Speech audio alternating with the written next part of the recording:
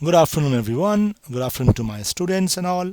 And this is Isc-MCQ pattern of questions, which will be in the first semester. Yeah, and the council has given the question pattern of questions, and I'm just solving the first 5 questions and explaining that slowly by slowly. I'll be doing for more questions, but I'm telling you, you will be solving. Okay, rather you can check from my one. And how we'll be doing this, the questions are specimen question paper, so it is related to the council only. And so how we'll be solving that, that is my motto of telling my students. So you see, the first question comes like this. Question number 1. The law which represents the Boolean equation A plus B is equal to B plus A. So looking, you can very well understand this is a particular question from the Boolean laws. So you see, I have already told students to learn the Boolean laws, and the particular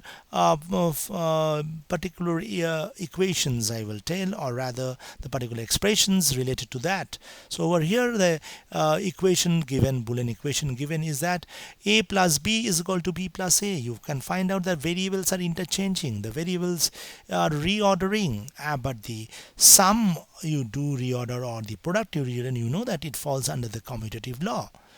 Now, so you can, since you know, you will be able to choose option number C from the option number A, B, C, D is there. So you choose C. Yes, C is the correct answer. And why?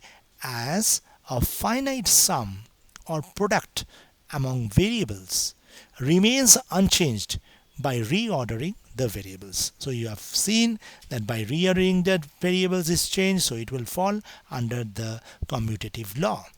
Now coming to the next question, only 5 questions I'll be telling you for today. Yeah, and so in the question number 2, the dual of the Boolean equation. So whenever this type of question is given, so you must be knowing the rules of making a particular equation to a dual equation. So over here, the expression to be a Boolean equation. Yes, this is a Boolean equation, so how can you make it dual?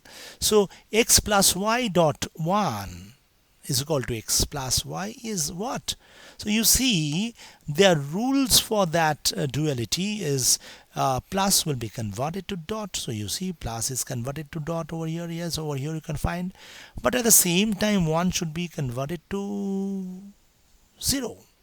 So here is the thing, okay. Here is not okay. So this one you can go for, and you find that this plus will be converted to dot. Yeah, so you get it. Option number B to be the correct one. Yes, B to be the correct one. So what things? So I have also mentioned that what are the things you must remember. So in order to obtain dual relation, use the following steps. So what are the steps? The complement and non-complement variables must remain same. Yeah, so you will not touch those things. And what will touch, that you convert each plus sign into the dot.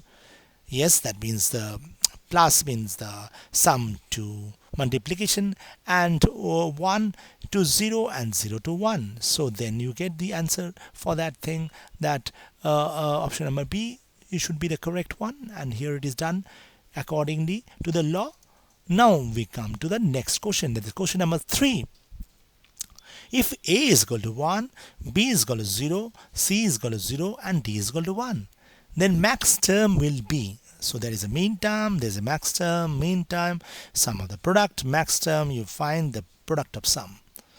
So whenever there is a product of sum, that means you will find that you will be having the plus sign, yeah, in between, and you will find that the rule is that A, you will find it 1 is there, that means it should be the complement, okay, and if you find 0, that will be the normal variable.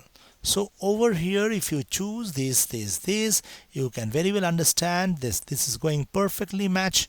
And this is also the D portion over there, 1, that means the complement, and you have the others as zeros, so that will be the normal variable. So option D should be the correct one. Yes, So what you should remember, that is, in case of max term, a binary pattern of max term is formed by using 0 and 1 corresponding to variable and complement of variable respectively, as I told, like this. Okay, that was 1 and it was changed to you can very well a bar, and the last one was 1 and you have changed to a bar. You see this one a1 on it, then d1 is there, rest are 0. That was a normal thing as b plus c, b, that's it. Now come to the question number 4. Now in question number 4, the complement of the Boolean expression, that is the p q r is given and p plus q plus r is given. So whenever you make the complement, means bar should come, complement bar, the whole brackets are there. So in De Morgan's law, if you do, it will be converted, and you have to you can very well see if it is complemented, and it will be that p bar q bar r will be there. So option A should be the correct one if you follow the De Morgan's law. Yes. So A is the correct one. Now coming to question number 5. So like this, I am helping you out how you should detect. Now in case of the fifth question, the propositional operator, this you must be knowing which one operator signs you must be knowing. So that I cannot do anything. You have to know the sign. So you have to memorize. You have to go through the signs. What sign is that? Is that represent the conjunction? No. Implication? Yes. Disjunction? No. Negation? No. So these are signs you will be knowing for that reason. So the option should be B, you know. Yes, it should be B, and this is all. So more I will be giving in my next video. Thank you all for just viewing this thing, and hope that you will understand how to go and solve the particular MCQs in your examinations. Yes, all the best for your exam.